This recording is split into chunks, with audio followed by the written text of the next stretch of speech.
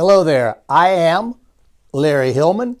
You can find out more about me at my website, LarryHillmanMinistries.com, my YouTube channel, Larry Hillman Ministries, or you can email me at LarryHillmanMinistries@yahoo.com. I have some books as well you can find on my website. This one right here is about how to do a children's service from the beginning to the end. This one is how to recruit and train and retain your volunteers. This one is my experiences in the ministry. You learn by experience, but you can also learn by someone else's experience. And this one is about Nehemiah, how to lead in hard times, the principles we learn. And then just a little book about Champ, where it's a story about a little dog that's rescued just like Jesus rescues and saves us. Now, today, we're going to do a quick little teaching on what a good leader is on the inside. What is that person on the inside?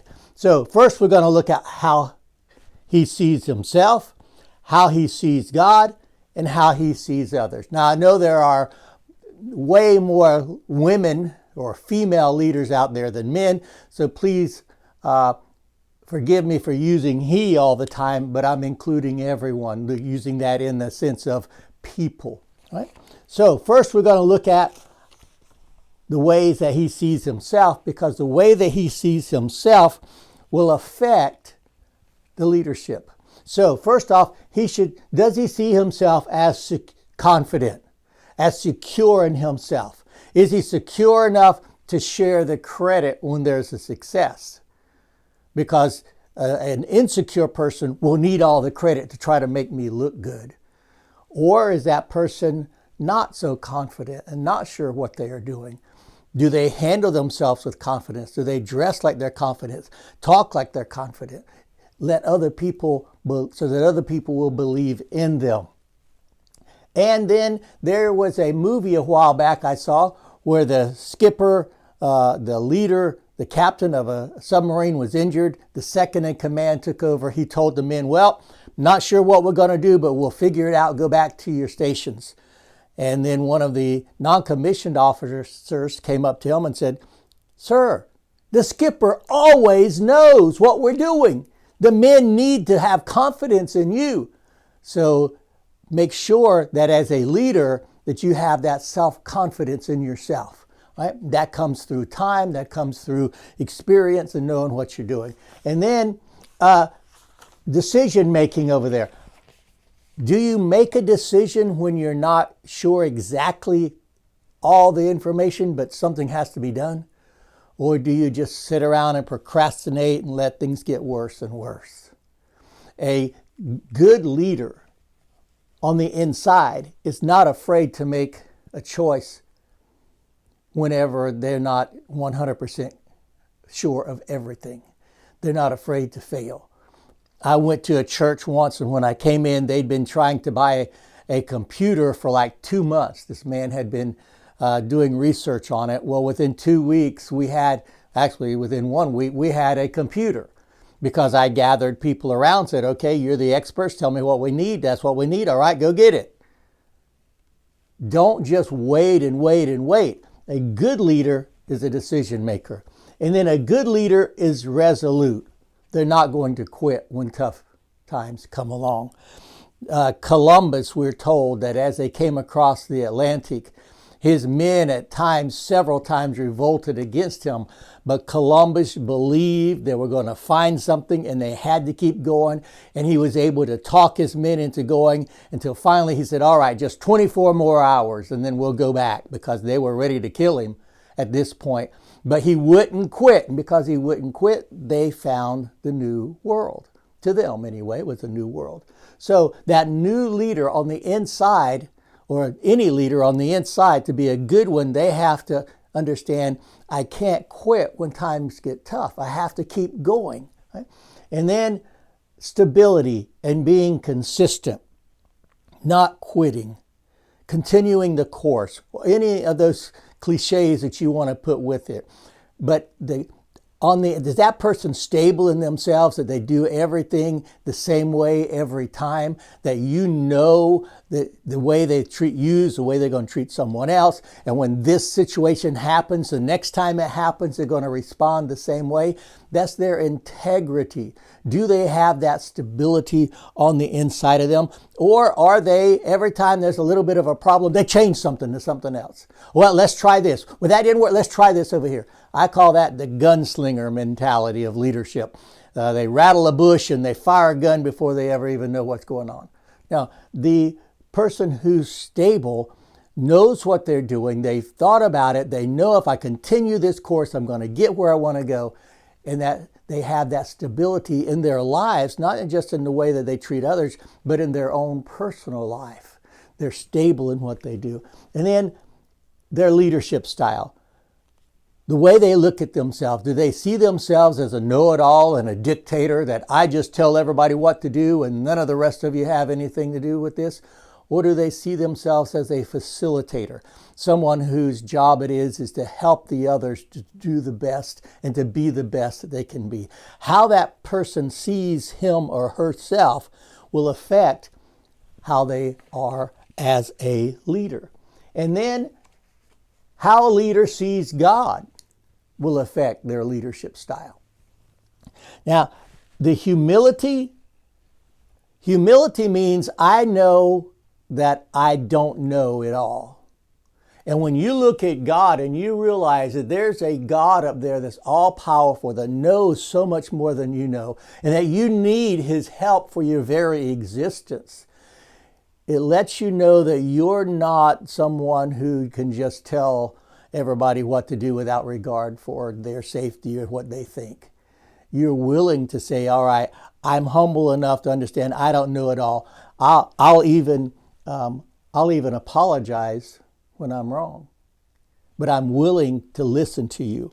And then their security. Are they secure in Christ and who they are in Christ? Do they know that they are loved by God? Do they know that they're on their way to heaven? Do they understand that no matter what happens on the job or in this situation where they're the leader, God still loves them and wants to take care of them? Are they secure in themselves, in their relationship with God? And then it helps with their patience, because you and I understand that God has had to be patient with us over and over and over with all the times that we failed and let him down. And when someone sees that God that way, then they will see others that way, that those other people around them deserve the same patience, and they'll take time to teach you from your mistakes, help you be better so that next time you can overcome that problem. It'll affect their patience, and then it'll make them accountable. You see, we're all accountable to God. And if I'm accountable to God, then I've got to be accountable to the people that I'm leading. I also have to be accountable for the people I'm leading to God, how I lead them. God is going to hold me accountable on how I treat them and what I do for them, what I don't do for them. I was at a church and I was over a video school that we had, Bible school, and there was one lady who was just consistently late getting to the class. Would already be watching the video and she'd come in 10 or 15 minutes late. Every week. We did it twice a week, and every time.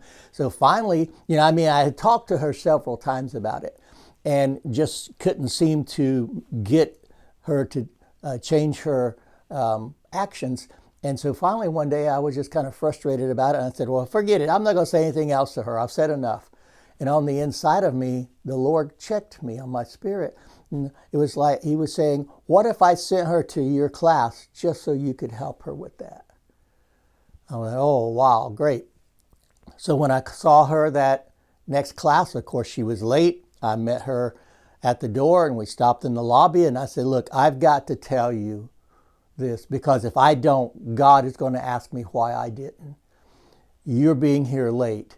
And we talked about it, what she could do to change it, and why she was late, and how it affected others, and how it affected her life. And that was over 20 years ago. And even today, she will still bring up that time that I helped her with that, because I was accountable for God for the way I treated my workers. So a good leader, the way he sees God, will make a difference on the way that he treats his people and holds them accountable. And then being an example. The Bible and God and Jesus is an example to us. We, therefore, should be an example to those that we are leading. And just as Jesus was a good example to us, we should be a good example to those that we are leading. The way that we get there on time, get there early, the way that we do things, the way that we handle ourselves, and the way that we present ourselves and our language and everything about us. We have to understand that we are an example to others of how we want them to act, just like God is an example to us. Right? And then the third one here, how a leader sees others will affect how they serve others. You know, some leaders think, well, I'm all important, everybody wait on me. That's not what Jesus said, and that's not what Jesus did. You remember Jesus washed the feet of the disciples, and afterward he said, now you call me Lord and Master, and that's correct. But if I, your Lord and Master, wash your feet, then you should wash each other's feet. You should wash the feet of others. You see, as a leader, your primary job is to serve those that you're leading, and you serve them by giving them everything that they need to make them a success. You make their job as easy as possible, because that way they'll stay there longer, they'll work harder, they'll like you, so therefore they'll put forth more effort. But by you serving them, so that they get the best chance of being a success. Right? And then it'll affect how to lead better. The fact that a leader wants to lead better so that I can help my people. Just like Solomon, when God said you can have anything you want, Solomon says, give me wisdom so that I can lead my people. A good leader wants to learn ways to be a better leader for the people that they are leading. Right? And then work expectations. The way you see others will affect how you expect them to work. By that I meaning, on their day off, are you constantly sending them text messages and emails about things that need to be done? Or are you respecting the fact that they actually have a life outside this place and you're giving them that space? The local NFL team, their head coach a few years back said, if anyone on my staff is married and has a family and you're working here past 5 o'clock, I want you to go home. Once in a while you can work past 5. Now coaches are notorious for coming in very late, early, and staying very, very late and missing everything with their families. And this coach said, if you have a child or someone in your immediate family that has a ball game or is performing in a concert and you miss it because you're here at work, I'll fire you. I want you to go spend time with your family because that's first. A good leader recognizes that sometimes the work expectations have to be corralled. There's occasions where you work extra and work more, but not the rule. Right? You give them that space. You pay them to work certain hours. Give them that space whenever they're not working. Respect that day off, that time off. And then how you see others will affect how you delegate. God trusts you and gave you a chance to do something. Do you trust others and give them a chance to do something? Do you see that person as being capable of doing it? I worked at a church that was a very large church, but it only grew so it could have been much larger, and it eventually just died because the pastor could not delegate. He had everything had to be right under his thumb. He had to be in charge of it all. Well, you can't get good leaders that way because they're not going to work at a place where they can't lead. You know, we're going to follow you, but you got to give me some responsibilities and allow me to be a leader. So a good leader, the way that he looks at others, is going to affect the way that they delegate, because I believe in you. If you fail, I have patience with you. I'll help you. But I believe you can do this. And they delegate because they believe in those that they're serving, because they see them as people who can be successful. So a good leader is someone that is affected by the way they see themselves, the way they see God, and the way that they see others. So hopefully this lesson give you some insight on how you can be a good leader and lead those that God has placed you over. Again, I am Larry Hillman, and God bless.